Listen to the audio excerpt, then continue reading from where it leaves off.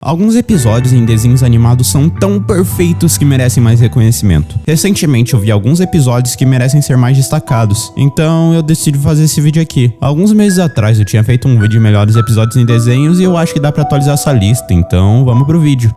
Gumball, a escolha. Esse episódio me fez chorar. Nele, nós vemos a história de Nicole, uma mãe que tá sempre fazendo coisas incríveis nos episódios, mas sabe, uma coisa que eles exploram aqui é a Nicole estando sobrecarregada. Depois das crianças fazerem tudo errado, ela iria dar uma chamada de atenção neles, mas antes, de tão decepcionada, ela repensa tudo que tinha dado errado pra ela estar naquela situação. Então ela descobre que no momento que os dois se encontraram, a Nicole estava atrasada para um jogo de karatê e ignorou algumas possibilidades. Primeiro, ela pensa que poderia acontecer se ela chegasse a tempo pro karatê, e ela percebe que ela provavelmente seria uma versão pior da sua mãe. Visto isso, ela analisa como seria se ela ficasse com outros caras no dia. Primeiro, ela percebe que o pai do João Banana provavelmente deixaria ela louca, então ela o descarta. Na sequência, ela pensa sobre o pai do Tobias, que também não era uma boa opção por ele ser um mala. Depois dessas análises, ela começa a perceber que todas as outras opções levariam um caminho pior do que realmente tinha acontecido, chegando assim no encontro com o Ricardo, e ela pensa sobre os encontros que teve com ele e acaba lembrando de bons momentos que teve ao seu lado. Quando ela vê tudo isso, ela começa a valorizar mais os momentos que a vida deu a ela, relembrando os bons momentos que teve com ele, quando seus filhos nasceram, quando eles os apoiaram, quando o Ricardo fez alguma burrice que foi engraçado, e depois de mostrar algumas sequências de cenas muito emocionantes, a Nicole chega à conclusão que ela não faria nada de diferente. A lição que o episódio quer nos passar é que a vida é feita de bons momentos e de maus momentos. Não existe uma vida perfeita. No fim, os momentos ruins acabam chamando mais atenção e é fácil se deixar levar, mas é quando damos valor às coisas boas que realmente percebemos o quanto somos felizes. Anfíbia, Batalha de Bandas. Era óbvio que eu ia dar um jeito de citar o meu desenho favorito aqui, né? Eu amo Anfíbia e tem muitas coisas nesse desenho que merecem ser enfatizadas. Uma delas é a amizade entre Annie, Marcy e Sasha, que algum dia eu posso trazer aqui e analisar melhor se vocês quiserem. Mas um episódio que explica muito sobre a amizade delas é o penúltimo episódio da segunda temporada, Batalha de Bandas. O episódio conta sobre como rolaria uma batalha de bandas em Wardwood, e a Sasha, Annie e Marcy tocariam juntas. Pra quem não sabe, a Sasha é muito manipulativa e queria as coisas exatamente do seu jeito, tanto que ela sempre foi a líder das coisas na Terra, inclusive uma banda que ela tinha com a Marcy e a Annie. Mas dessa vez, a Annie tinha feito uma música sobre como era morar em Anfíbia, mas depois do primeiro ensaio, a Annie e Sasha entraram em conflito sobre a música. A Sasha não queria tocar algo que ela não estivesse no controle, o que levou as três a se separarem, com a Sasha indo tocar em outra banda, o que ferrou tudo porque ela era a guitarrista de tudo. Mas bem, não tinha muito o que fazer. Essas três tinham uma história muito complicada e não queriam brigar mais para ferrar a amizade. A Sasha tava sem muito o que fazer, mas consegue achar uma dupla com Toad, que em resumo é o vice-prefeito de Wardwood, que fica ouvindo tudo que o prefeito fala sem discordar dele. O sonho dele era encontrar um líder que desse ordens a ele.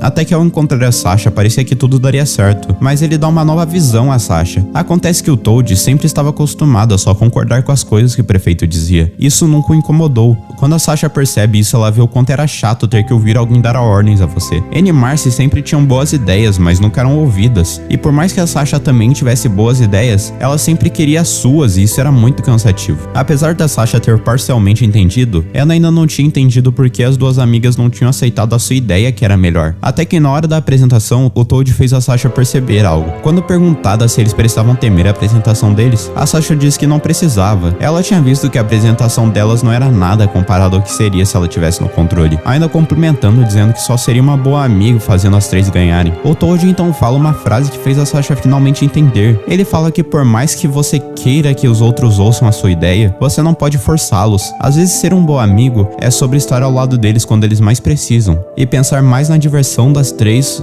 do que em ganhar a competição mesmo. Caramba, essa frase é linda. É uma das coisas que temos que aprender em Anfíbia. No fim, a Sasha percebe que estava fazendo coisas erradas e decide voltar à banda, entregando assim a música No Big Deal, que era um indicativo de que as três estavam em harmonia naquele momento. Então, se algum dia você pensar que a ideia dos seus amigos é ruim, apresente a sua, mas também não tente forçá-los a seguir. Esteja aberto a novas ideias e se divirta com as pessoas que você gosta.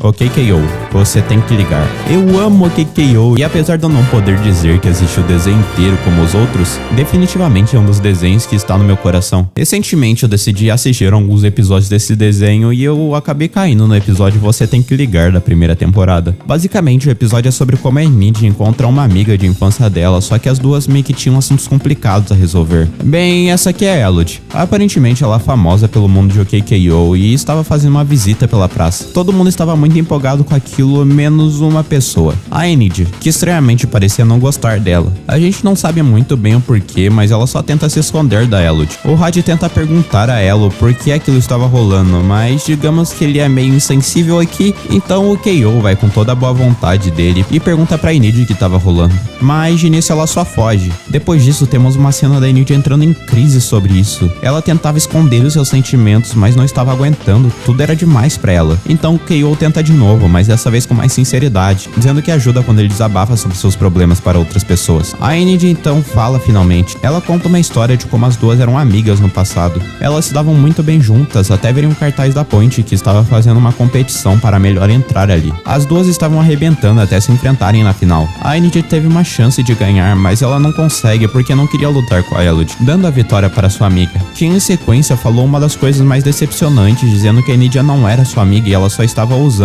A Enid estava guardando isso por muito tempo e ela disse que parou de ligar das coisas depois desse dia. Afinal, se você não ligasse pras coisas, você não poderia se decepcionar com elas. O que era errado. Alguns sentimentos são difíceis de ignorar e o Caio ensina essa lição a Enid. Tentando esquecer a Elodie, ela teve uma crise ferrada. Talvez se ela admitisse os seus problemas ao invés de escondê-los, ela conseguiria ser ajudada por seus amigos. O show não tem muito tempo para mostrar essa lição, afinal é um episódio de 11 minutos. Mas eu espero que vocês tenham entendido melhor. Essa lição é linda e merece mais atenção. Então, se algum dia você entrar em uma situação complicada, tenta mostrar que você se importa com isso, por mais complicado que seja. Algumas pessoas estarão ao seu lado para te apoiar e isso vai ser incrível. No fim, a Enid decide encarar o seu medo, pedindo uma batalha contra a Elodie, dando uma surra nela, assim resolvendo seu problema. Pra finalizar, o Kai pergunta pra Enid se as duas eram amigas, e a Enid diz que não e ela só estava usando para entrar em um concurso. O Kai então pergunta se ela sabia do concurso onde ia encontrar. A Enid então repara e ela diz que não, e percebe que em algum momento as duas foram próximas. O episódio então corta para uma cena da Elodie ainda se importando com a Enid, só foi ali para visitar ela, nos deixando curioso para o que veria pela frente. Hora de aventura, I Remember You. Tá, esse aqui é curioso. O Rei Gelado é um dos personagens que mais me deixa triste nas animações. Ele não era pra ser assim, mas a coroa acabou deixando ele assim. Há um tempo atrás, a Marceline tinha tocado a música das Batatas Fritas e ela ficou meio famosa por isso. Mas o maior impacto foi com o Rei Gelado, que ficou com essa música na cabeça e resolveu ir atrás da Marceline para compor uma música com ela. O objetivo era ficar famoso e conquistar algumas princesas, e isso deixou a Marceline confusa. Mas ao mesmo tempo ela queria passar um tempo com esse cara. Pra quem não sabe, o Rei Gelado foi quem ajudou a Marcelina no pós-guerra. A Marcy meio que pensava que podia ser um sinal de que ele lembrava de alguma coisa, mesmo que não era. Ele só queria uma princesa mesmo, mas estava meio difícil. Quando a Marceline percebe isso, ela vai de confusa para decepcionada e começa a cantar uma música de como ela na verdade estava feliz apesar de tudo, porque o Rei Gelado significava muito para ela. O Rei Gelado se confunde pensando que ela gostava dele, o que deixou a Marcy brava. Até que a Marceline cita o nome Simon e ele não lembrava do que era, mas solta algumas páginas de jornal que marcavam seu passado. A Marceline percebe que tinha algumas letras escritas no verso do papel de mensagens que o Simon tinha escrito falando que se importava com ela, mas que estava lentamente ficando louco. E mesmo sem lembrar de nada, o Rei Gelado começa a música, o que acaba empolgando a Marceline, que começa a ler as mensagens que virariam a letra da música. E depois de prestar atenção na letra dessa música, você percebe que ela é incrível. Ela fala sobre os pensamentos passados do Rei Gelado e como ele se preocupava, mas ao mesmo tempo sentia que estava ficando louco. Ao fim, os dois acabam tendo um momento incrível juntos, mesmo o Rei Gelado não tendo ideia da importância que aquilo tinha. A Marceline tinha e ficou feliz com aquilo, depois de finalmente ter um momento feliz ao lado de alguém que algum dia ela se importou muito. Avatar episódio final. Aqui tem spoilers, fique esperto. Esse desenho é enorme, não no sentido de ter muitos episódios, mas no sentido de que o escopo que a série tentou alcançar foi gigante. Em resumo, eles tentaram fazer a melhor série da história e conseguiram, não tem muito o que falar. E esse é o episódio que fala muito sobre isso, ele é só enorme, fala sobre a conclusão de toda essa saga. Dando um resumo bem resumido, o grupo do Avatar estava enfrentando o desafio final. A Katara e o Zuko estavam cuidando da Azula e o Avatar do Senhor do Fogo. E tudo estava bem desafiador Salvador. Ambos estavam apanhando muito, mas principalmente o Avatar, que parecia sem saída. Até que ele finalmente entra no estado Avatar e, meus amigos, aí o jogo começa a virar e o Avatar começa a solar o Rei do Fogo. Por outro lado, a Azula estava derrotando a Katara até ela conseguir virar o jogo em uma jogada muito inteligente. Quando a Katara estava sem saída, ela usa toda a sua inteligência e prende as duas em um canto que poderia usar a dominação de água, prendendo as duas dentro da água. A diferença é que a Katara consegue se movimentar pela água, a deixando em vantagem, e ela aproveitou isso, prendendo a Azula, além de curar o Zuko no processo, que estava numa situação complicada. E bum, a Azula derrotada pela Katara. O Aang continuava assolando o Ozai, mas ele contra-atacava, sendo uma pedra no sapato gigantesca para ele. Apesar disso, o Aang era muito forte no modo Avatar e começa a socar ele. Entretanto, ele sai do controle por um tempo. Depois de prender o Ozai, diz que ele iria pagar por tudo que tinha feito. Tomado pela raiva, o Avatar quase mata o Ozai, mas de última hora ele percebe que conseguia se controlar naquela situação e descobre que por mais que o Ozai tivesse cometido os maiores crimes do mundo, ele não precisava morrer. Assim, o Aang sai do modo Avatar e se controla, mas quando o Ozai tenta o pegar de costas, o Aang usa todo o seu poder de dominar o inimigo, prendendo os dois em um golpe que poderia tirar a dominação de fogo do Ozai, mas também poderia matar o Aang. Era arriscado demais, mas o Avatar conseguiu. Ele tomou esse risco e depois de quase perder o controle, ele consegue e tira a dominação de fogo do Ozai, assim garantindo que ele nunca mais machucaria alguém. A batalha tinha se encerrado, tudo estava ganho. O Zuko é coroado o novo Rei do Fogo, o Aang foi reconhecido como Salvador e depois de um momento feliz, temos a oficialização do chip Katara e Aang, que foi muito bonitinho de ver. E assim que a tela sobe pra cima, tudo é encerrado, finalizando assim uma série linda e mostrando a muitos desenhos por aí como se fazer um episódio final perfeito. O maior sonho de qualquer pessoa que quer contar a sua história é conseguir finalizá-la. E embora temos alguns casos onde o fim não é tão bom quanto se esperado, temos alguns casos onde os escritores conseguem finalizar com perfeição a história que eles construíram durante todo o desenho. E é sobre esses casos que vamos falar hoje, os melhores episódios finais em desenhos animados. E antes de começar o vídeo, duas coisas. Esta lista vai de quinto melhor final na minha opinião ao melhor final. E essa lista é baseada na minha opinião, e eu agradeço a compreensão de todo mundo que for contra ela.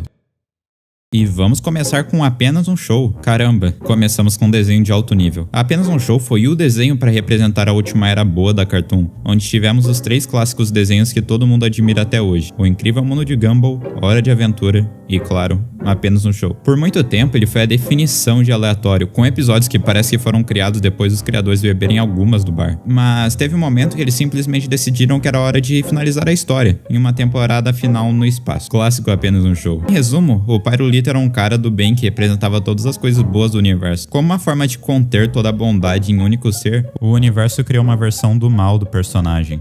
Na última temporada, então, acontece um super treinamento para o Pyrolito enfrentar o anti-Pyrolito. De início, tudo estava rolando como sempre rolou no universo, todos os amigos do Pyrolito sendo derrotados, e um empate acontecia que indicava o reinício do universo. Uma espécie de loop que acontecia toda vez no choque entre os dois. Somos levados de volta para o primeiro episódio do show, A Força, onde Rig percebe tudo o que aconteceu e, com a ajuda de Mordecai, eles voltam para o fim, onde estava acontecendo a batalha final. Mas dessa vez uma coisa diferente acontece. Eles conseguem acalmar o Pyrolito, fazendo ele perceber que o único jeito de ganhar aquela batalha era pegando seu irmão, anti-Pyrolito, o abraçando e empurrando os dois para o sol, os matando, mas instaurando a paz do universo de uma vez por todas. E cara, se você não chorou com o personagem mais querido do desenho morrendo, eu não sei o que te faria chorar. Temos um corte brusco para a redoma do parque voltando para a Terra, onde os personagens se reencontram, numa cena bem bonitinha até, com cada personagem vendo sua respectiva família. Depois disso, temos outro corte para 25 anos depois desses eventos, e é bonitinho ver para onde cada personagem tomou o seu caminho. Sabe, ver cada personagem que a gente acompanhou durante a série tendo sua vida é algo incrível. Mas sabe outra série que tem um fim impressionante? The Owl House. Olha, pra ser sincero, The Owl House nem entraria nessa lista originalmente. Avatar estava nesse lugar que The Owl House se encontra agora. Mas eu cheguei a uma conclusão e eu vi Avatar há muito tempo pra colocar ele nesse vídeo. Algo semelhante aconteceu com Hora de Aventura, mas Hora de Aventura nem sequer entrou nessa lista pra início de conversa, porque eu não vi o final. Enfim, sobre o que é o final de The Owl House, ou melhor, sobre o que é The Owl House para os que não viram o desenho. Bem, The Owl House é sobre a vida de Luz, que quer se tornar uma bruxa e aprender a fazer feitiços com magia. No meio dessa obsessão dela por mágica, ela acaba caindo em um mundo de magia, onde ela viveria ao lado de Ida, que inicialmente era a bruxa mais poderosa das Ilhas Escaldantes, e de King, que posteriormente descobrimos que era o último Titã vivo. Titã sendo a criatura mais poderosa do desenho. Só que como King ainda era bem novo, a gente ainda não sabia exatamente do poder dele. Bem, a série retrata muito bem o amadurecimento da Luz em geral, porque conforme ela vai aprimorando suas habilidades com magia, ela também teme cada vez mais o que o Belos estava tramando, e se sente incapaz de derrotá-lo. Esse é um dos tristes casos onde um desenho é cancelado, mas felizmente tivemos a última temporada a tempo, que conseguiu passar muito bem o que a criadora queria contar para o fim dessa aventura. No último episódio da segunda temporada, eles conseguem parar o plano do Belos de matar todo mundo, mas com um grande custo, de liberar o coletor, que parece ser a pessoa mais forte do desenho naquele momento. Enfim, por situações do acaso, a Luz e seus amigos se separam da Ida do King e ficam presos no mundo real, onde eles precisam achar uma forma de voltar ao mundo dos demônios e salvar esse mundo dos terrores que poderiam rolar com o coletor. Um plot bem legal para uma temporada final, Bem, são apenas 3 episódios, o primeiro deles sendo eles voltando para o mundo dos demônios, com um pequeno problema que o Belos ainda estava vivo, o segundo sendo eles descobrindo sobre o que tinha acontecido no mundo dos demônios e a Luz finalmente conseguindo o seu talismã, e o terceiro e último deles, onde a Luz se reúne com a Ida e com King para derrotar o coletor. Mas, surpreendentemente, eles conseguem fazer o coletor entrar pro lado deles dessa vez. Inclusive, se eu pudesse criticar uma coisa desse episódio final, é como o coletor foi nerfado no meu ponto de vista. Enfim, por outro lado, quando pensávamos que o foco seria o coletor, o verdadeiro vilão aparece. Usando seu poder para controlar Corpo, Belos assume o controle do Titã da ilha. Como poderes de Titã se sobressaem dos coletores, o Belos consegue atacá-lo em um golpe que o mataria na hora. Bem, o mataria se a Luz não tomasse o dano por ele. A Luz morrendo em um show infantil. Os desenhos estão ficando cada vez mais sérios, não? Ela aparece em um limbo onde o pai do King estava. Esse cara que dava magia às ilhas. A Luz pede alguns conselhos a ele e é realmente bem legal ver a conversa entre os dois. Mas quando é nos revelado que a coisa estava apertando no mundo real, o pai do King pergunta a Luz se ela escolheria pegar o poder e salvar o mundo. O que é bem legal porque faz um paralelo com os primeiros episódios da série. Enfim, pela primeira vez na série, vemos a Luz com o controle das magias como se ela fosse uma bruxa, revelando assim a Luz Titã. E meu amigo, olha pra essa coisa, é a definição de hype. Sabe o que ainda é mais hype? A Ida, o King e a Luz lutando junto com seus poderes para derrotar o Belos. Eventualmente eles chegam ao coração da ilha, onde com uma frase bem marcante da Luz, ela retira ele do controle da ilha, posteriormente matando. Depois disso temos um final que eu adoro ver nos desenhos, com um time skip gigantesco para vermos as versões crescidas dos personagens. Foi assim com o nosso último item da lista também. Mas nesse caso vimos personagens com 18 anos, e é adorável ver esses personagens com essa idade, considerando que as pessoas começaram a assistir o show com seus 14 e 15 anos, e terminaram com seus 18 seguindo a trajetória da Luz. Enfim, é um final feliz, com a Luz podendo ir às Ilhas Escaldadas quando quiser. Com esse tchau no final que eu acho bem fofo também. E se eu pudesse destacar outra coisa desse final, eu queria parabenizar a nossa gigantesca dublagem brasileira por essa pérola. Isso é, de verdade, essa é a Luz? Ah, vocês dois estão mesmo aqui. Vem aqui, sua filha da bruxa. Gravity Falls. Ok, chegamos no momento do vídeo que eu deixo de achar os sinais bons para achar os sinais perfeitos. Gravity Falls é tipo uma régua que cada desenho de hoje em dia quer atingir. Um desenho que teve um início bom, um meio muito bom e um final perfeito. O que eu quero dizer é que enquanto muitos shows não souberam carregar a trama, Gravity Falls executou isso com perfeição. Bem, vamos parar de enrolação. Sobre o que é o final? É a conclusão da batalha entre os Pines e o Bill Cipher. No fim dos últimos episódios, eles tinham feito um robô gigante para lutar contra o Bill Cipher e resgatar o Ford. E quando eles conseguem, eles tinham um plano de fazer o Zodíaco funcionar, que falha porque os Stans brigam no meio daquilo. Bem, o episódio vai e o Dipper e a Mabel trabalham juntos para derrotar o Bill. E mesmo sendo muito mais fracos e falham miseravelmente, os Stans veem isso e eles percebem como a briga entre os dois era idiota e fazem um paralelo como se eles trabalhassem em equipe, eles poderiam alcançar os objetivos deles. Então é isso que eles fazem. Pela primeira vez depois de anos, eles se juntam para fazer aquilo funcionar. O Stanford se disfarça de Stanley e vice-versa. Daí o Bill, que precisava entrar na mente do Ford, acaba entrando na mente do Stanley. E o Ford, por outro lado, já tinha arquitetado tudo. Ele pega a arma da memória e faz o Stanley esquecer de tudo, assim matando o Bill Cipher de uma vez por todas. O episódio continua e o Stanley acaba lembrando de suas memórias, fazendo assim a alegria de todo mundo voltar. Mas como se isso já não fosse um final bom bastante, a parte emocionante do episódio chegaria. O fim do verão estava chegando e os episódios de Gravity Falls precisavam se despedir de Dipper e Mabel. E ali temos uma despedida digna, inclusive com a Wendy dando uma carta para o Dipper, que ao abri-la depois de subir no ônibus, nós recebemos uma mensagem curta, mas muito significativa. Te vejo no próximo verão, assinada por todos os membros de Gravity Falls. Steven Universo. Ok, eu sei que muitas pessoas não gostam desse final e talvez eu seja julgado por isso, mas eu amo Steven Universo e ninguém vai mudar isso. Enfim, como é esse final? O Steven estava preso com a Connie no lugar que a Rosa era presa às vezes, e depois de um tempo a Azul vem confrontar o Steven sobre isso, falando sobre como ela tinha envergonhado todo mundo por se fundir no baile. E pra quem não lembra, no planeta natal, fusão era visto como algo feio quando feito por duas genes de espécies diferentes. Como Steven e a Connie eram tecnicamente diferentes, aquilo foi mal visto. O nome do episódio em questão é Mudar de Ideia, e era exatamente esse o objetivo do Steven aqui, mudar a visão das pessoas sobre seus pensamentos ultrapassados. Ele começa conseguindo isso logo de cara com a Azul, quando faz ela perceber que ela e as outras diamantes oprimiam a Rosa no passado. Assim, ele consegue trazer a Azul pro lado delas. O próximo passo era mudar a mente da Amarelo, que queria que tudo fosse perfeito, forçando muito as gemas a se esconderem por medo de seus sentimentos. E ela muda de ideia quando ela percebe que até Amarelo, por mais casca grossa que fosse, podia chorar em alguns momentos. E aqui vai uma genialidade da Rebecca e do time de Steven Universo, trazendo a frase: se o mundo inteiro fosse perfeito, não haveria cachorro quente. O que essa frase quer dizer é que quando tentamos ser perfeitos, deixamos de ter conhecimentos pelas coisas que nos deixam felizes. Azul, amarelo, ainda faltava uma cor aí. O Steven se funde com as pedras e traz suas amigas de volta. É incrível ver as fusões do Steven com Pérola, Garnet e Ametista. É uma pena isso só ter sido apresentado no último episódio de desenho, para no fim eles se juntarem em Obsidiana, onde eles conseguem entrar dentro da mente da Branco e ficar de cara com a própria para fazê-la mudar de ideia. A Branco de início tenta controlar a mente de todo mundo quando vê eles indo do lado do Steven. Em uma cena que dá muita aflição, a Branco tira a diamante do umbigo do Steven, que na cabeça dela traria diamante rosa de volta. Mas acontece que quem volta era uma versão totalmente Gen do Steven, uma versão do Steven que estava se sobressaindo aos ataques da Branco, que consegue derrotá-la. O Steven rosa volta e se junta ao Steven, e lá eles fazem uma dança bem bonitinha se juntando em Steven novamente. Quando a Branco vê eles se juntando, ela fica confusa, e tem uma conversa muito bonitinha com o Steven, que eu recomendo vocês irem atrás do episódio para entender totalmente. Mas no fim das contas, o Steven consegue mudar o pensamento ultrapassado da Branco, de tentar esconder seus erros e se impor a outros seres. No fim das contas, eles voltam à Terra, e temos um encerramento perfeito deles regenerando todas as gemas corrompidas, e consertando o mal feito pelas diamantes. E é por isso que eu acho esse episódio tão marcante pra mim. Eles não precisavam fazer um episódio onde eles venceram as diamantes, mas eles conseguiram se juntar a elas. Eu acho isso muito legal em Steven Universe. Esse episódio foi tão marcante pra mim que foi muito dolorido quando eu realmente admiti que o próximo episódio dessa lista ultrapassou esse final. Anfíbia. Mudar pode ser difícil, mas é assim que a gente cresce. A coisa mais difícil pode ser perceber que você não pode mais se agarrar a uma coisa pra sempre. Às vezes, você tem que desapegar. Aquilo que você desapegou, você ficaria surpresa em ver como elas acabam voltando pra você.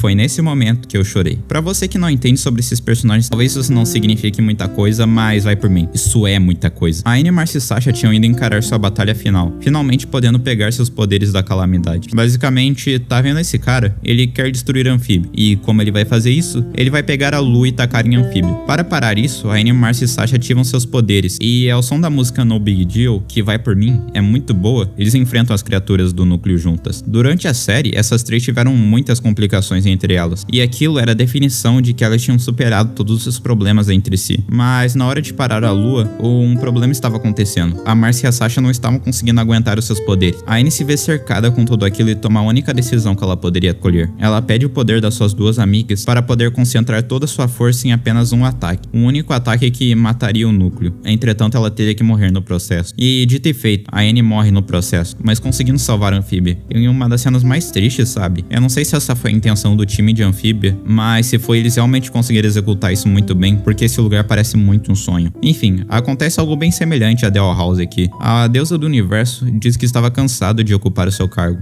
mas que nunca tinha achado alguém para substituí-la. Entretanto, ela finalmente vê essa pessoa na Annie. A Annie recusa o cargo dizendo que ela era só uma garota de 13 anos. A guardiã vê aquilo e faz um acordo com a Annie, de que se ela aprendesse com esses erros bobos conforme suas experiências de vida, ela ganharia o cargo assim que ela morresse. Em troca, a guardiã devolveria a Annie para Anfíbia. A Annie volta para Anfíbia com 3 pedras que permitiriam a Annie, a Marcia e a Sasha abrirem um portal de volta para a Terra, mas esse portal seria fechado em instantes. Vendo que aquilo seria um adeus, Annie, Marcia e Sasha se despedem dos seus amigos de Amphibia, com destaque para o abraço entre Annie e Sprigg, que foram melhores amigos durante a série. Isso é um adeus de uma amizade gigantesca entre sapos e humanos. A série pula para 10 anos no futuro, onde aconteceria o reencontro entre as amigas, e é só muito bonitinho ver isso. Mas o que faz até o fã mais casca-grossa chorar é a frase no final, que eu acho muito importante vocês ouvirem ela nos dias atuais, onde a mudança pode ser difícil, mas é assim que crescemos. A coisa mais difícil é você perceber que não pode ficar com algo para sempre. Às vezes você tem que deixar essas coisas ir, mas das coisas que você deixa ir, você sempre se surpreende com aquelas que de algum jeito, de alguma maneira, voltam para você.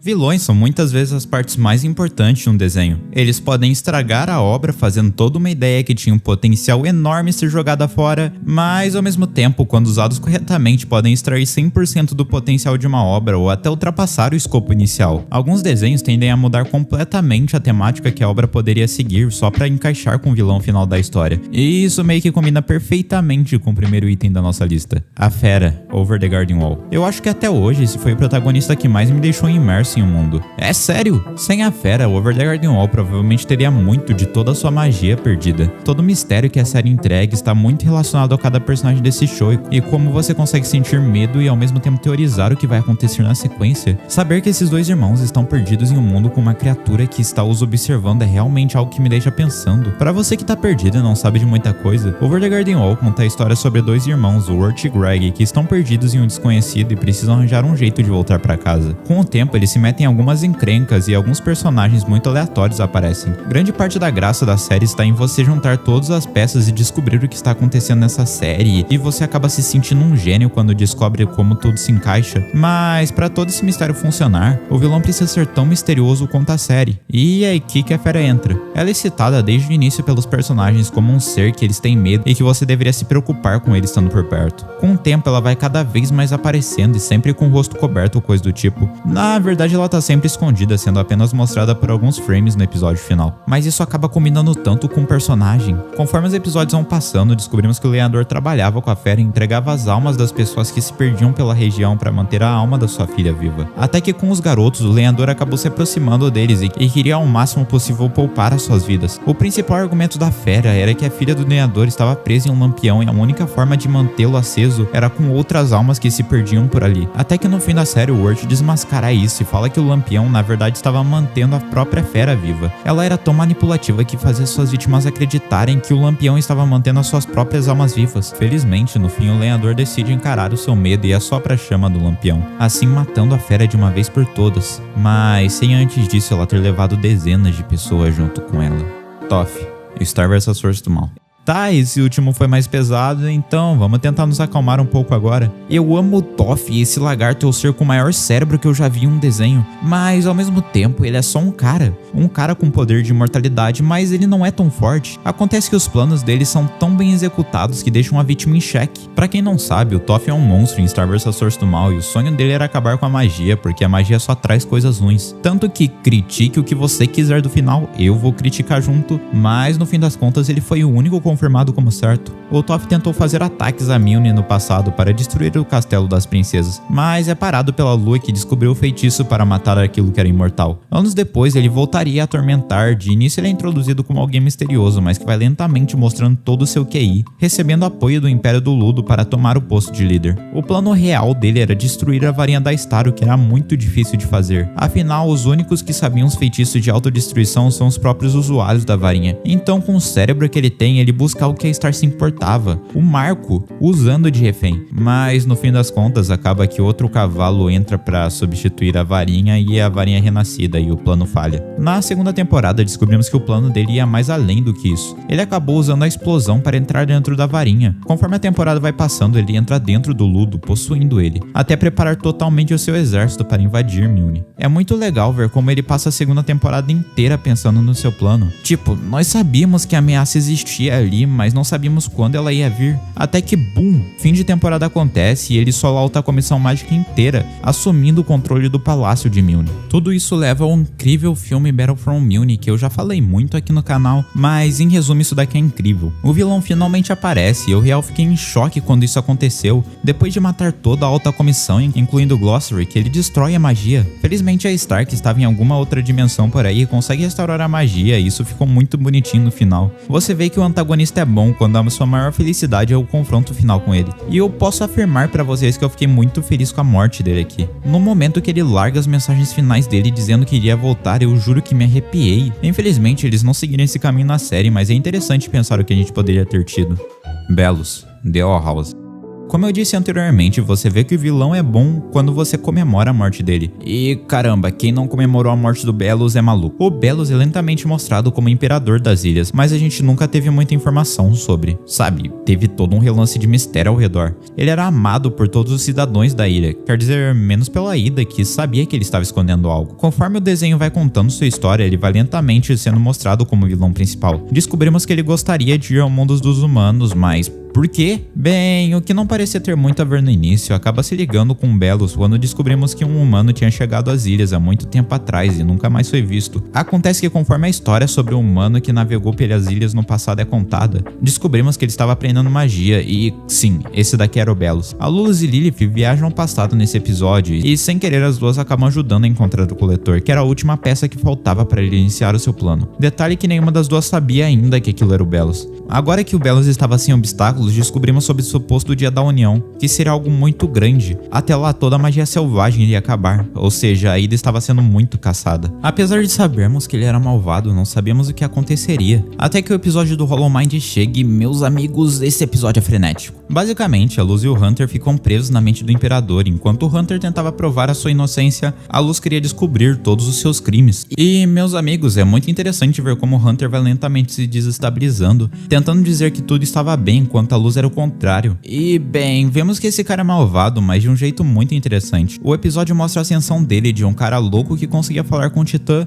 para o Imperador das Ilhas. Ele basicamente conseguiu provar que a sociedade inteira não era segura se todo mundo pudesse usar todo tipo de magia. Você tem que reconhecer o que esse cara fez quando ele conseguiu se impor às pessoas que eram muito mais fortes que ele. Depois vemos que ele matou algumas pessoas para chegar naquilo, inclusive o Hunter algumas vezes, mas o renascia toda vez que saía do controle. Esse personagem é tão complexo que com certeza merece um vídeo separado sobre, e eu prometo que algum dia ele vai sair. Mas por agora, saibam que no fim das contas, o Dia da União é basicamente uma desculpa para fazer genocídio de bruxas. O Belus é meio que da Idade Média, sendo de uma família de caçador de bruxas, então as coisas não eram muito boas para ele. No momento do Dia da União, muita coisa acontece, mas o coletor consegue parar o seu plano depois de ser liberado pelo King. Em contrapartida, o coletor estava dominando as ilhas. Mas algumas coisas acontecem e temos um episódio pra lá de especial dos personagens do mundo dos humanos, inclusive recebendo a notícia que o Belus ainda estava vivo e tem um mini confronto dele com todo mundo. Apesar dele conseguir escapar, nós recebemos a notícia ali de que ele seria um grande vilão ainda. E dito e feito, ele usa todo o seu poder para possuir corpos e assumir o controle do Titã da ilha. E agora ele tem poderes Titã e caramba, esse foi um embate final digno. Mais digno ainda quando a Luz usa sua forma Titã para encarar o Belus e temos algumas das cenas mais épicas das animações. Esse episódio final é cinema e eu adoro essa batalha. Ver batalhas assim com grupos de personagens fortes é uma das coisas mais legais em desenhos. Quando a Luz arranca o Belus do coração da ilha, você conseguia ver o quão gigantesco foi esse desenho,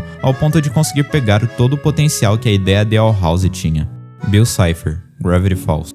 Esse daqui dispensa comentários, né, meus amigos? Você adora o Bill Cipher, e isso é uma certeza. Eu não sei exatamente o porquê, mas desde que Gravity Falls acabou, esse triângulo virou uma marca na cultura dos desenhos como um personagem marcante. Você não consegue sentir raiva dele como outros vilões, mesmo que o objetivo dele seja só acabar com a vida de todo mundo. Na verdade, eu acho que eu sei o motivo. Bill Cipher é só hilário. Ele não tem um desejo muito forte por coisas ruins e nem fica frequentemente afirmando elas. No lugar disso, todas as entradas dele são dramáticas e o show dá valor a elas. Ao mesmo tempo, quando ele aparece, temos sequências de cenas dele brincando com as vítimas ou coisas do tipo, isso faz o personagem virar marcante. Também tem a parada do livro do Bill, que todos os triângulos do mundo são na verdade portais para ele ficar nos observando. Isso só deixa tudo mais sinistro. Quando ele finalmente aparece no desenho, ele não é tão ameaçador, mas afirma que voltaria. Até que quando as aparições dele acontecem na segunda temporada é uma loucura. Logo de início ele ferra todo o corpo do Dípero, usando quando precisava de ajuda e estava em desespero. Conforme os episódios vão passando, temos mais e mais menções ao Bill até virarem um nível preocupante. Os easter eggs do início acabavam virando cliffhangers para próximos episódios. Tudo isso acabou chegando na maravilha que foi Not What He Seems na época. Quando o Ford é revelado, vemos que o Bill viraria algo sério na série, sendo temido pelo tio Ford, inclusive com o Bill invadindo sua mente algumas vezes, dando pesadelos a ele. Eu nunca imaginei que sentiria tanto uma forma geométrica como vilão. O Bill é tão manipulativo aqui que ele consegue controlar o corpo do Bland, enganar a Mabel a quebrar o que estava prendendo ele de invadir Gravity Falls, e daí começam os eventos do Armageddon, e caramba, que sequência de episódios. O Bill Cipher é o rei aqui e eu adorei ver isso. O Bill simplesmente domina a Gravity Falls inteira e ele tava pouco se ferrando pro que tava rolando, ele só queria atacar o terror. Ele petrifica todo mundo em Gravity Falls, usa o Ford de refém, canta o Elmer Again. Foi lindo ver isso sendo encerrado com a quase morte do Stanley e eu me emocionei muito na época e sinto saudade de momentos assim.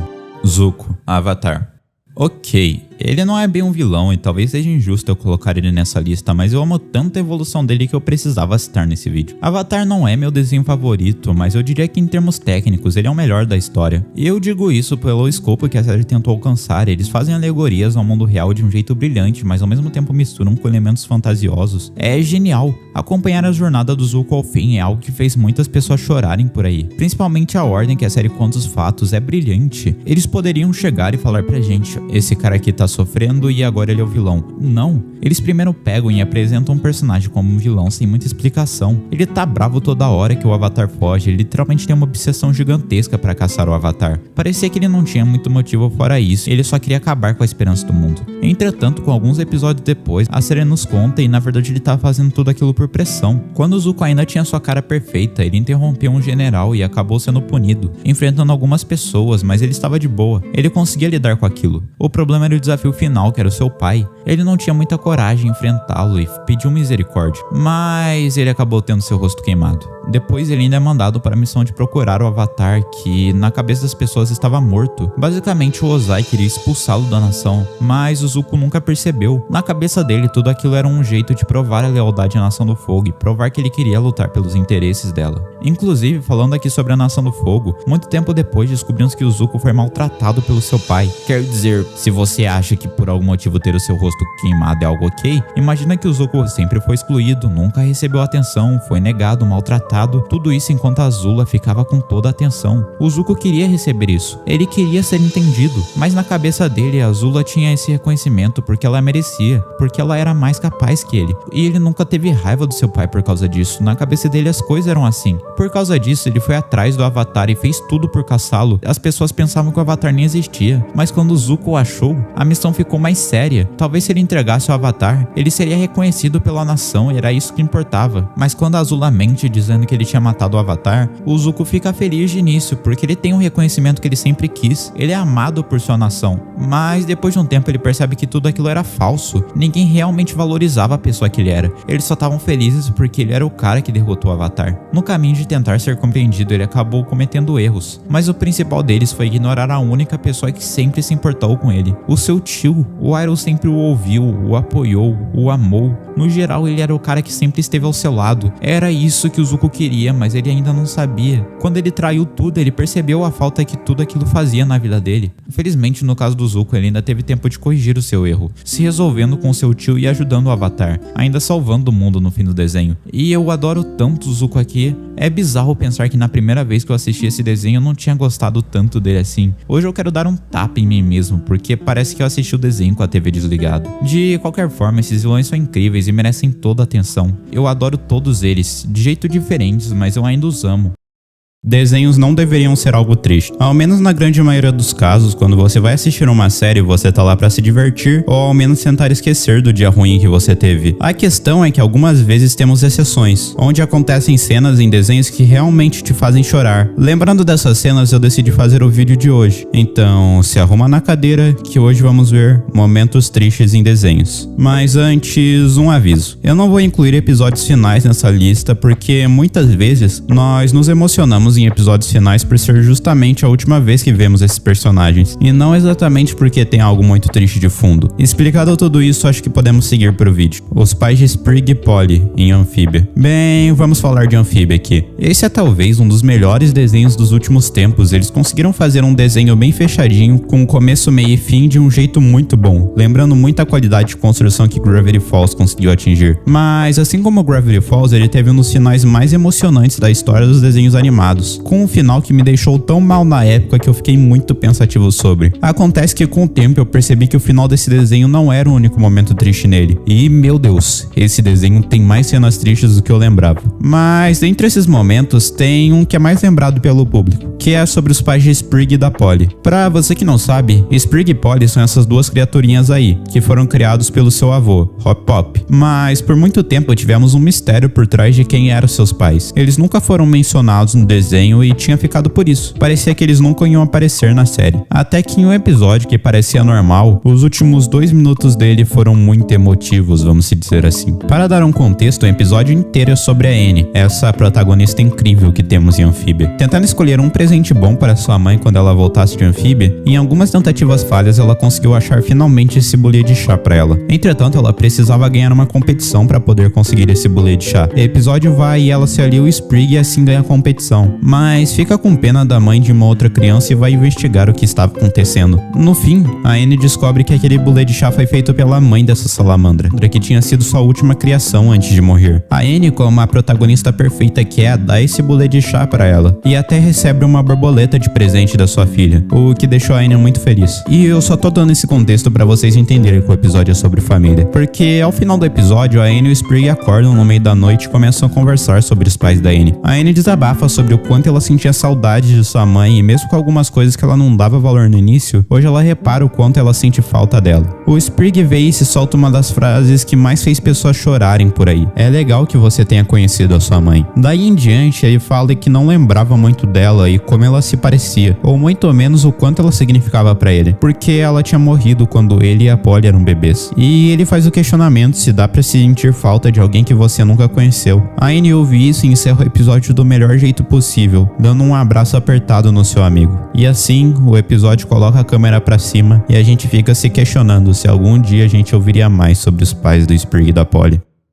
O Monstro, Hora de Aventura. Uou, tá aí um desenho que vocês pedem muito pra eu falar nesse canal. O problema é que eu não terminei a Hora de Aventura e eu tô fazendo o meu melhor pra conseguir acabar esse desenho logo. No momento eu tô lá pela 5ª temporada e tô gostando muito desse desenho. E embora talvez tivesse um momento melhor pra colocar nessa lista que vocês bem sabem qual é, eu sinto que esse momento daqui não é tão apreciado quanto deveria pelo público. Mas eu achei muito incrível quando eu vi pela primeira vez. Quando eu fiz meu vídeo de personagens babacas, eu li 1 ou 2 comentários na época falando que a Princesa Caroço devia estar na lista. E eu não tinha entendido. Na minha cabeça ela não era tão babaca nesse nível, mas quando eu fui começar a ver a série de verdade, eu consegui entender os motivos do pessoal não gostar dela. Ela é só muito chata, sendo ingrata com as pessoas, principalmente com seus pais. E a pior coisa do mundo é ver alguém que tem gratidão pelos seus pais, muitas vezes ignorando o sentimento dos outros. Mas para compensar todos os episódios que ela foi chata, a melhor coisa do mundo é quando chega um episódio que ela aprende a lição e se torna alguém melhor por isso. E é exatamente isso que aconteceria nesse episódio. Os pais da Princesa Caroço sempre foram uma das poucas pessoas que ligavam pra ela, mesmo com suas atitudes questionáveis. E é realmente triste ver eles sofrerem quando ela foge de casa nesse episódio. O episódio vai e descobrimos sobre esses serizinhos que tinham toda uma comunidade de fazendeiros. Esses bichinhos estavam com dificuldade, dizendo que tinha um monstro que vivia ali e atormentava eles. Volta e meia, o monstro atacava e pegava as suas comidas. Aparentemente, o monstro estava nesse moinho de vento. Indo investigar, Finn e Jake descobrem que o suposto monstro era na verdade a Princesa Caroço. Confuso, eles perguntam o que aconteceu. Segundo a Caroço, ela estava morando lá porque era um local que ela conseguia comida. Como os aldeões achavam que ela era um monstro, eles começavam a fugir, enquanto a Caroço pegava as comidas dele. O Finn fala que aquilo era roubo, e depois de se vitimizar um pouco, a Caroço escuta o conselho do Finn e do Jake e vai se retratar com os aldeões. Ela tenta fazer um pedido de desculpas, mas não consegue porque ela não conseguia admitir que estava errado. Os aldeões vão atrás dela e a Caroço pergunta por que que eles não pediam aos seus pais para comprarem mais colheitas. E ela recebe imediatamente a resposta: nós somos os pais. A Caroço imediatamente percebe o problema. Durante toda a sua vida, os pais deram as coisas para ela, e ela nunca soube a dificuldade que poderia ser sustentar uma família. Mas quando ela percebe o sacrifício que os aldeões estavam fazendo para poder alimentar os seus filhos, a Caroço percebe que estava errada e dá os sanduíches que ela tinha ganho dos seus pais aos moradores, aprendendo assim uma lição valiosa. Apesar de no fim do episódio ela mostrar ser uma pessoa egoísta ainda, foi bonitinho ver que ela melhorou como pessoa.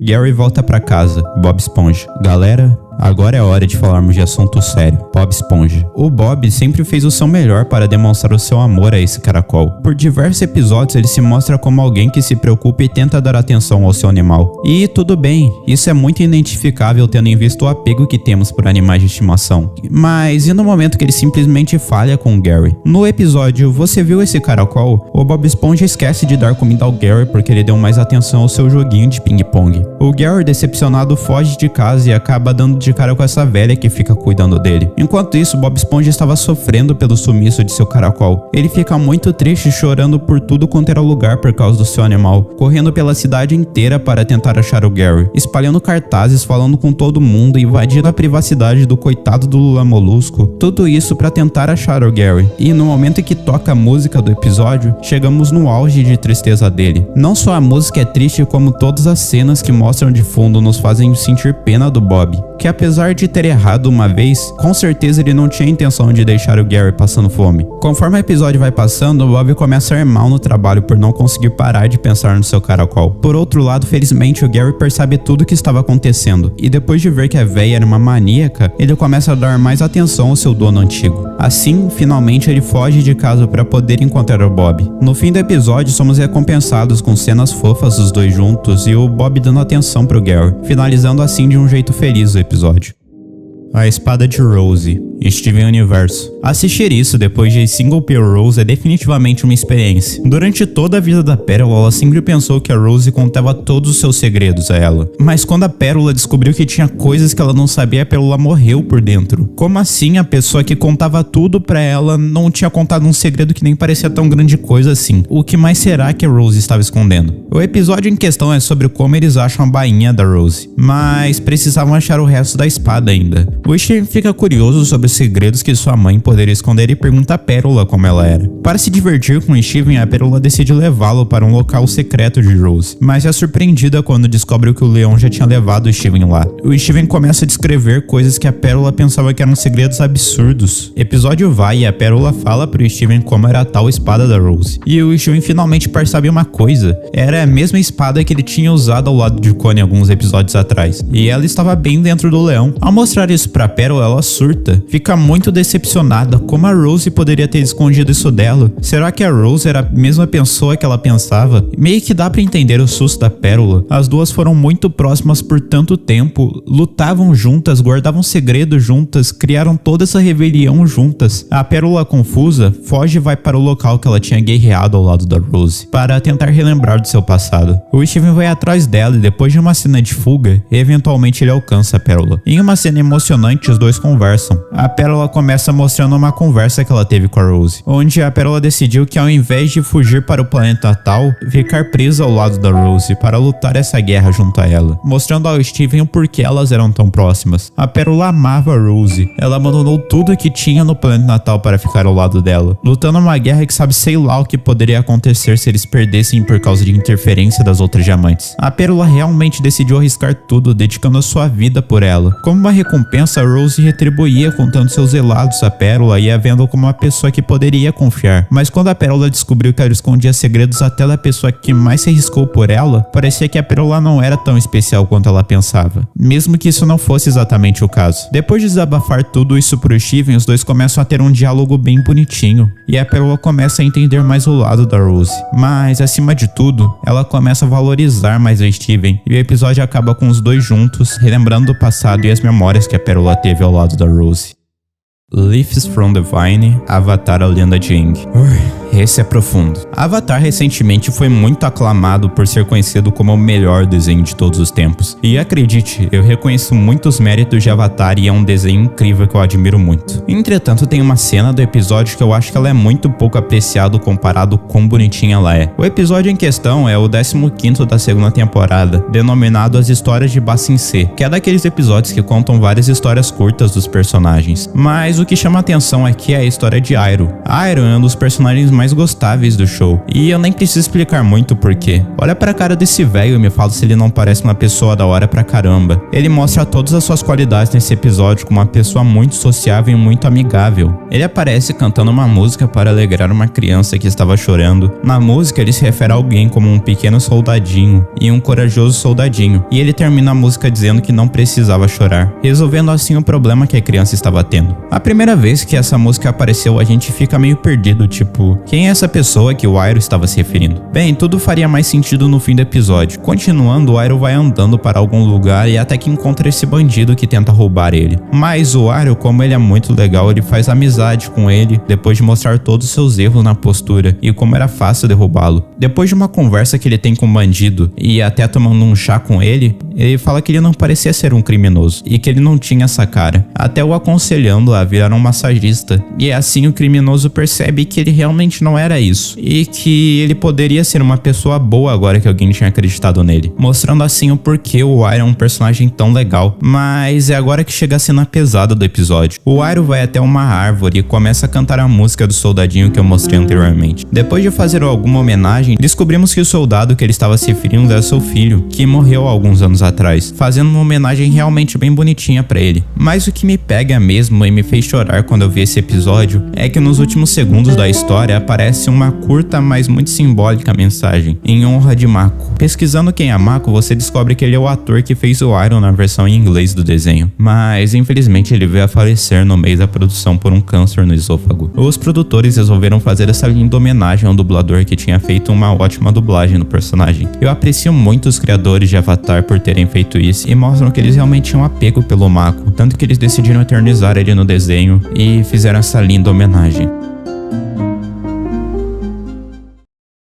Alguns personagens em desenhos animados são tão inspiradores que fazem as pessoas usarem eles como foto de perfil na rede social. A maioria dos desenhos animados tem um antagonista que é propositalmente um personagem babaca. Isso acontece porque eles foram feitos justamente para não ser o personagem mais gostável do show. Agora, você vê que o desenho está no caminho errado quando o personagem que a gente deveria gostar é extremamente babaca. Entretanto, também temos ocasiões onde o personagem é gostável mesmo sendo um babaca, como Gumball, o incrível mundo de Gumball. Eu preciso começar dizendo que não, o Gumball não é um personagem ruim, e de certa forma é até fácil torcer por ele, mas definitivamente precisamos falar do seu egoísmo. No episódio O Santo, o Gumball se prova ser um personagem extremamente babaca, quando ele simplesmente decide acabar com a vida do Alan por ser um personagem querido demais. Quando eu digo acabar, eu quero dizer acabar mesmo. O Gumball primeiro faz ele ser odiado em toda a escola por causa de um post que o próprio Gumball fez em sua conta. Na sequência, ele termina o seu namoro com a Carmen com provas falsas de que o Alan teria traído ela. Mas a pior coisa vem agora. Depois de tudo isso, ele ainda vende os seus pais. É literalmente isso, essa é a piada. O Gumball vende os seus pais para uma festa infantil. E mesmo que o Alan tenha conseguido as coisas de volta no fim do episódio, isso não apaga o que o Gumball fez. Ok, isso foi um episódio, mas e a vez que o Gumball assassinou o mesmo personagem 50 vezes só para descobrir por que ele era imortal no episódio A Receita? Acho que um exemplo final das atitudes babacas do Gumball é no episódio O Cheque, onde o Gumball, a Anaís e o Darwin estão discutindo para ver quem ficaria com 1 centavo a menos se eles dividissem 50 mil entre os três. E apesar da discussão ser bem idiota, vale muito destacar a fala do Gumball, onde ele afirma que não poderia ser ele porque, nas palavras dele, eu mereço ser tratado de forma mais igualitária que os outros. Eu diria que essa frase define o Gumball na maior parte do tempo. Ele é um egoísta que só pensa em si mesmo, e ainda assim vale destacar que isso é uma característica do personagem. Com essa característica, o personagem funciona muito bem, diferente do nosso próximo membro da lista, Star versus as Forças do Mal. Não me leve a mal, eu amo a Star, mas só a personagem das primeiras temporadas. Depois de assistir a 4ª temporada, a minha opinião é que a Star é uma pessoa horrível. e eu nem sei por onde começar. Na verdade, eu poderia fazer um vídeo inteiro sobre isso, mas a hora de Star vs Força do Mal ainda vai chegar nesse canal. Por enquanto, vamos falar apenas de suas relações com outros personagens. Tom é um dos únicos personagens de Star vs Força do Mal que não foi destruído pela queda no roteiro durante a 4ª temporada da série. Eu não nego que ele começou sendo meio babaca, até com algumas coisas que ele fez antes da série começar, mas ele sempre lutou pra ser alguém melhor e reconquistar a Star, inclusive fazendo aulas de estresse, mas isso parecia nunca ser reconhecido pela Star. A Star parecia até ter algum tipo de rancor do Tom. Em um episódio, a Star estava com a família do Tom, e quando é mostrado um álbum de fotos na tela, em uma foto a Star ganha os seus chifres do Tom, e quando ela vê a foto ela diz: "Ah, foi o dia que eu ganhei os meus chifres." E o Tom corrige ela: "Você quer dizer o nosso segundo encontro, né?" Parecia que ela queria apagar o passado dos dois, mas isso não é nada comparado ao episódio que me dá raiva até hoje. O principal ponto de babaquice pra mim da Star começa no episódio Amigos de Cabine, onde o Marco e a Star ficam presos em uma cabine de foto. A conclusão que o Marco chega era que pra eles saírem daquela cabine, um beijo precisava acontecer. E eu nem vou entrar no mérito de como esse plot é ridículo, mas o real problema aqui é como a Star não conta para o seu namorado sobre esse beijo. O Marco que tem que falar isso pra ele. E ainda por cima, quando o Tom fala com a Star sobre isso, ela fica brava. A Star beija outro garoto namorando e fica brava porque ele não contou pra ela que ele sabia disso. Meu Deus. Vale lembrar que Star e Tom terminam no episódio 17 da 4ª temporada. E apenas 2 episódios depois, no episódio 19, ela começa a namorar o Mark. Eu tenho muitas coisas pra falar da nossa querida princesa de Milne, porque, diferente da maioria dos personagens dessa lista, eu não consigo simpatizar com ela. De repente, durante a série, ela vira uma personagem só não gostável. Mas, embora eu tenha um ódio profundo da Star, isso vai ficar para um vídeo futuro. Por enquanto, vamos seguir para o próximo personagem, Mabel, Gravity Falls. Dessa lista, Mabel é provavelmente a personagem que eu mais gosto. No final da série mesmo, ela é uma personagem incrível, ainda mais nos créditos com aquela mensagem linda que a Mabel tinha aprendido a se amar. Mas por boa parte da série, ela é uma pessoa com atitudes babacas. Desde coisas menores como tirar sarro do Dipper por ser um nerd, a literal começar o fim do mundo em Gravity Falls por egoísmo dela. No episódio Dipper e Mabel vs o Futuro, o Dipper iria ser contratado como aprendiz do Ford e iria ajudar ele a investigar os mistérios de Gravity Falls. Ao invés da Mabel se sentir orgulhosa pelo seu irmão, ela literalmente fica reclamando e choramingando pro Dipper que ele ser o aprendiz do Ford era terrível porque ela ia ficar longe dele. Sendo que ela deveria ficar feliz pelo Dipper, sabe? Isso é básico. Se fosse só isso, talvez ela pudesse aprender ainda a tempo que pensar aquilo era errado. Mas pouco tempo depois, a Mabel cai no conto do Bill e quebra a engenhoca do Ford, possibilitando o Estranhagedon acontecer. Vale mencionar que no primeiro episódio do Estranhagedon, ela se recusa a fugir da fantasia dela e ajudar o Dipper por causa do medo dela da realidade. Temos também um episódio que o Wattles aparece pela primeira vez. No episódio, o Dipper tenta ter um dia legal com a Wendy, que, pra quem não sabe, era o interesse amoroso do Dipper. Paralelo a isso, a Mabel conseguiu o Wattles. Acontece que o Dipper, sem querer, acerta o rosto da Wendy na tentativa de conseguir uma pelúcia pra ela. O Rob aparece na hora e acaba roubando a Wendy do Dipper. Mais pra frente no episódio, eles acabam conseguindo o cinto do Blend e viajam para o passado. Mas não importava o que acontecesse, a Wendy sempre acabava se machucando no fim e o Rob acabava com ela. Depois de algumas tentativas, o Dipper consegue a pelúcia pra Wendy. Entretanto, para isso envolvia a ajuda da Mabel, que não conseguiu pegar o Wattles a tempo e a Pacífica acaba ficando com o porco. A Mabel fica extremamente brava e faz um chilique gigantesco por não ter conseguido o Wattles. Ela literalmente fica semanas batendo a cabeça no poste. O Dipper, como bom irmão que é, sacrifica o tempo que ele teve com a Wendy para recuperar o porco para a Mabel. Eu sei, o Dipper não ia conseguir ficar com a Wendy, era literalmente um mano de 12 anos com uma mina de 15 anos, e talvez a Mabel até estivesse certa, mas o jeito que ela age é muito preocupante, literalmente se colocando acima do seu irmão e tratando seus interesses como superiores a ele. Ela literalmente fala que aquele porco era a alma dela. O Dipper retruca dizendo que aquilo era o que ela falava pra tudo que ela achasse minimamente interessante a cada semana. Meu ponto é como ela é dramática por tudo isso. Mesmo ela possivelmente estando certa em querer o Wattles, ela faz isso do jeito mais dramático possível e tratando como se aquilo fosse o fim do mundo. Bem, a Mabel foi algo, mas agora é hora da gente entrar na parte dos personagens que eu realmente considero babaca nessa lista. Mordecai, apenas um show. Para esse próximo item da lista, eu achei que eu precisava chamar alguém que realmente odiasse o personagem. Então eu decidi chamar o nosso odiador número 1 do Mordecai no Brasil, também conhecido como Silveira Allen. E é isso, apreciem alguns minutos do Silveira Allen falando mal do nosso querido pássaro de Apenas um Show. Fala, rapaziada. rapaziada, tudo bem? Muito prazer, eu sou o Silver Alan. Como é que vocês estão? Fui aqui convidado para participar deste belo vídeo. E se o assunto é xingar o Mordecai, é a minha especialidade. Então vamos lá. Por mais idiota que sejam as atitudes dos personagens anteriores, todos eles acabavam tendo algo em comum. Eles são apenas adolescentes, a gente sabe que adolescente é merda. E por mais que na minha cabeça algumas coisas sejam óbvias que estão erradas, a Star, por exemplo, temos que entender que eles têm muito a crescer ainda. Agora, imagina pegar todas essas atitudes que dão raiva, multiplicar elas e até colocá-las em um adulto crescido, marmanjo barbado. É basicamente disso que estamos falando aqui. Mordecai ou Mordegado até tem algumas cenas gostáveis e tudo mais, como quando ele vai atrás do boné do ovo excelente. Cara, o nosso pássaro é um ser humano, depende do ponto de vista, bem questionável pra se dizer o mínimo. Vamos começar com um episódio que o Mordecai fica jogando trabalho no Rigby pra sair com a CJ. Basicamente, a namorada convida o Mordecai pra sair e o Rigby aceita repor o Mordecai e diversas vezes.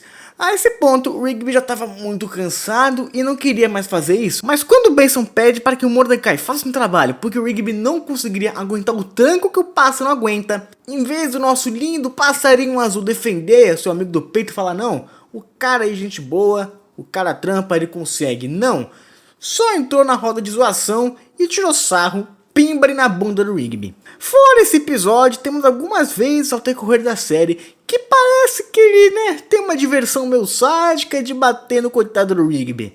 Por exemplo, no episódio dos socos mortais. Eu não sei vocês, mas pra mim, isso parece a cara de quem tá se divertindo um pouquinho de socar seu amigo. Mordecai ele é um cara meio violento. O ponto alto do ódio das pessoas pelo Mordecai é no episódio que o Rigby finalmente conclui o ensino médio e pega seu tão sonhado diploma. Enquanto todas as pessoas estavam felizes pelo Rigby, afinal ele realmente tinha concluído aquele grande sonho dele, que era ter o diploma. O nosso pássaro, o nosso belo passarinho azul, não estava respondendo Rigby muito bem durante o episódio, e no fim, o Mordecai acaba desabando que ele não estava nem um pouco feliz, porque assim, a falta do diploma do Rigby é o que fazia o Mordecai ser, entre aspas, superior ao Guaxinim. É uma parada muito babaca, bem ridícula, e assim, o Mordecai tem uma índole bem duvidosa. Ouvindo essas palavras saindo do Mordecai, parece que, como podemos dizer, ele só gostava de ser amigo do Rigby porque ele se sentia superior. Pelo menos em alguém ele tinha que se sentir melhor. Porque, pelo amor do céu, se a gente olhar o passado, outros episódios, sempre dá a entender que o Mordecai ele gosta de ficar acima do Rigby. Algo bem babacão mesmo, tá ligado? E agora que seu amigo finalmente estava crescendo e melhorando como pessoa, agora ele fica bravinho com isso. Eu quero agradecer muito o Silveira Alan por aceitar ter participado desse vídeo, mas vamos dar continuidade ao vídeo. Patrick Bob Esponja. Bob Esponja é um show que realmente me deixa triste ver hoje em dia. Eu me lembro de ver reprises dos episódios antigos quando criança, e eu falava, caramba, esse show é muito bom, mas algo aconteceu. O show teve uma mudança gigantesca em seu estilo durante os anos, e um dos personagens que mais sofreu com isso foi o Patrick. Do nada ele parou de ser um personagem burro com boas intenções para um completo babaca. O episódio que evidencia isso é Limonada de Tinta. Em resumo, o Patrick decide abrir uma barraca de limonada, e tirando a parte que a limonada que ele vende para as pessoas é extremamente nojenta, ele simplesmente resolve torturar o Lula Molusco, porque por algum motivo a tinta do Lula Molusco fazia um certo sucesso. O Bob Esponja tinha assustado o Lula Molusco, que faz ele soltar essa tal tinta do nariz, que acaba sendo sucesso entre os compradores de limonada lá. O episódio inteiro depois disso é sobre como o Patrick tortura o Lula Molusco por dinheiro, assustando ele diversas vezes durante o episódio de uma maneira muito mais aceitável do que o normal pra fazer dinheiro. Eu nem vou mencionar do show do Patrick que lançou recentemente, onde é um desenho absurdo daquele humor irritante que é só barulho e coisas aleatórias. É só triste como ver um personagem que tinha sentimentos, que virou só uma paródia de si mesmo e que se autossimplificou em uma única característica. ser burro. Tipo, o Patrick sempre foi burro, ok?